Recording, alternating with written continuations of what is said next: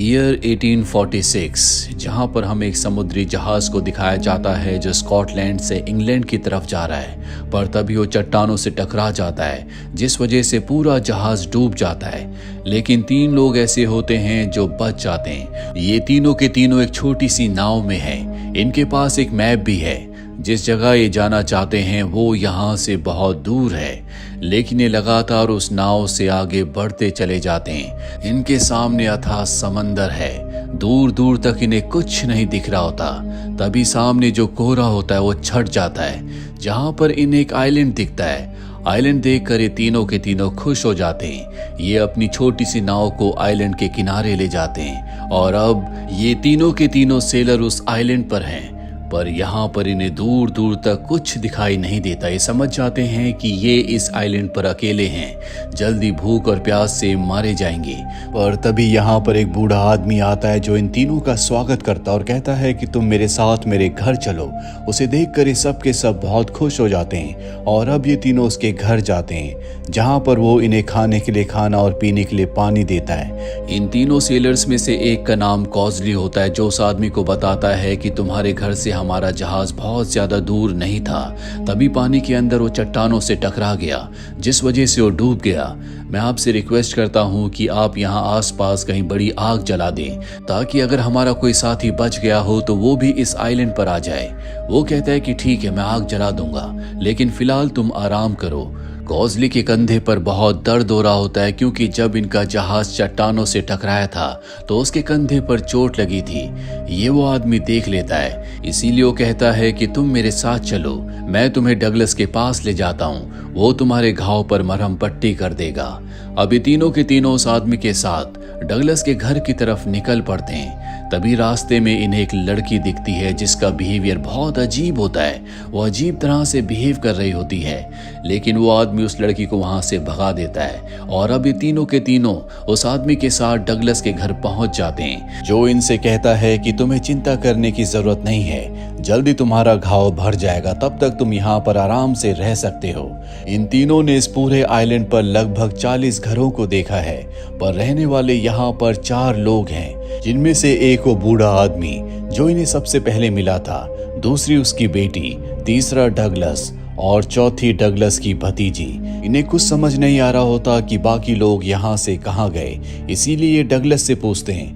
Douglas कहता है कि कुछ साल पहले ये पूरा आइलैंड बंजर हो गया था, ये रहने लायक नहीं बचा था, इसीलिए सब के सब इस आइलैंड को छोड़कर यहाँ से कहीं और चले गए और हमने फैसला किया कि हम इसी आइलैंड पर रहेंगे।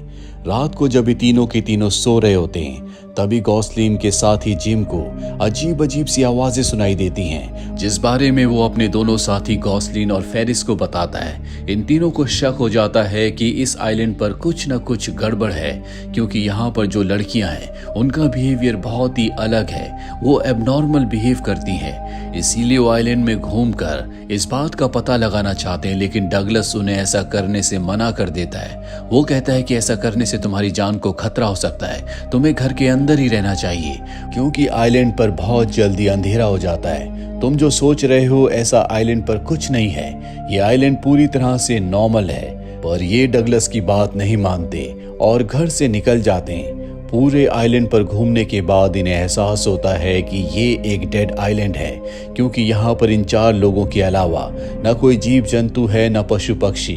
साथ ही ये आइलैंड नक्शे पर भी नहीं होता, जो कि बहुत ही अजीब बात होती है, क्योंकि ये आइलैंड ऐसी जगह पर है जहाँ से बाहर की दुनिया यानी कि शहर बहुत ज्यादा दूर नहीं है।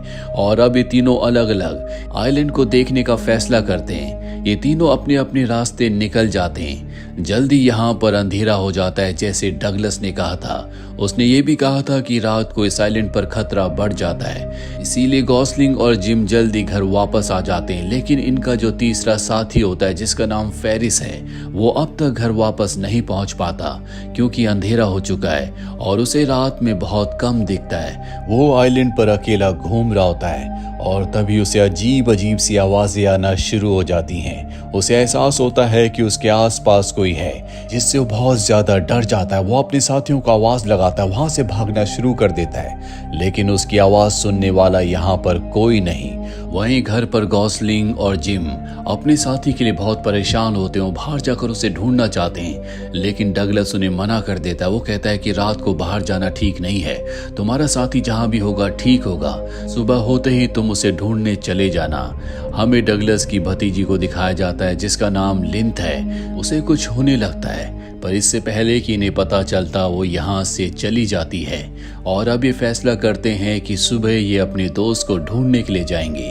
अगली सुबह ये अपने दोस्त को ढूंढने के लिए जाते हैं। बहुत ढूंढने के बाद इन्हें अपना दोस्त मिल जाता है, लेकिन अब उसकी मृत्यु हो चुकी है।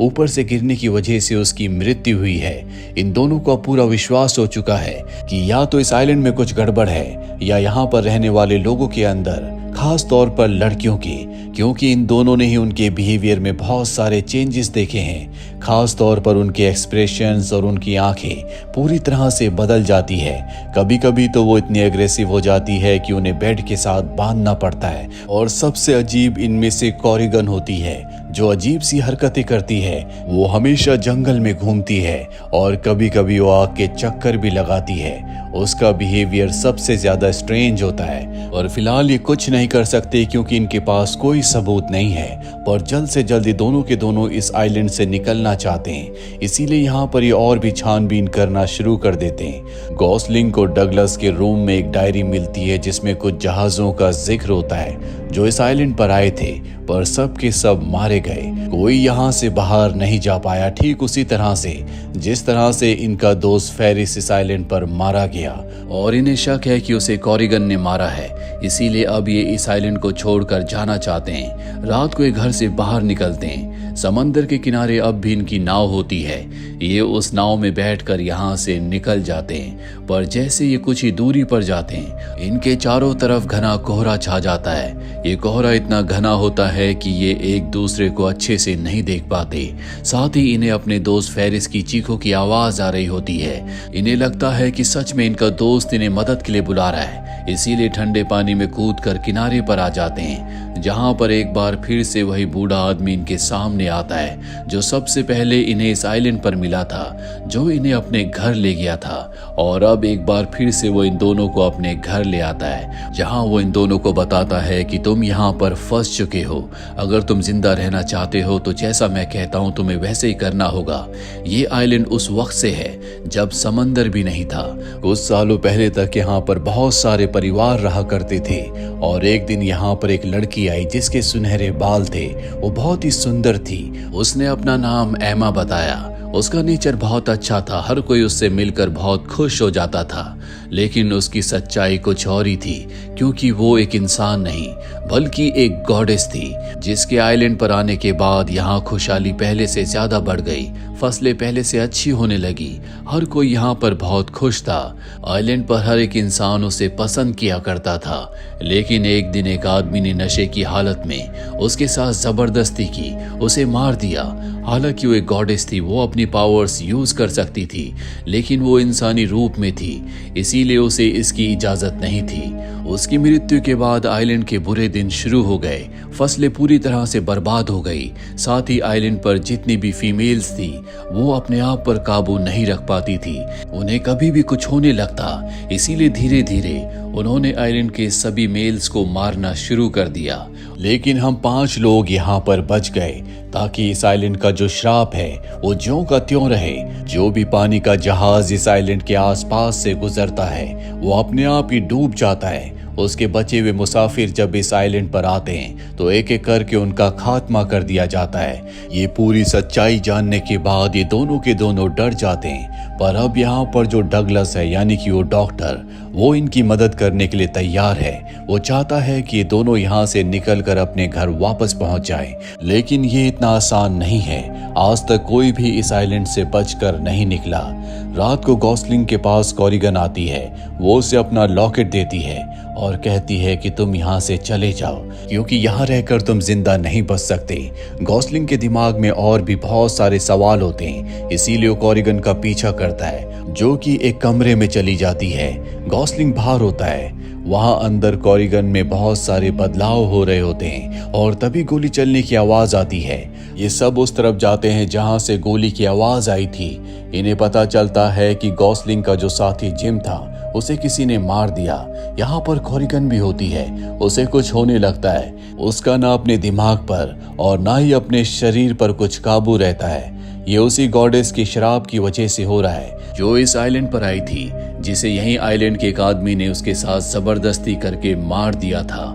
और अब कॉरिगन के पिता उसे बेड के साथ बांध देते हैं। दरअसल वो चाहते हैं कि किसी भी तरह से गॉसलिंग इस आइलैंड से निकल जाए। डगलस और आइलैंड पर जो दूसरा आदमी होता है वो गॉसलिंग को समंदर के किनारे ले जाते हैं जहां पर उसकी नाव होती है।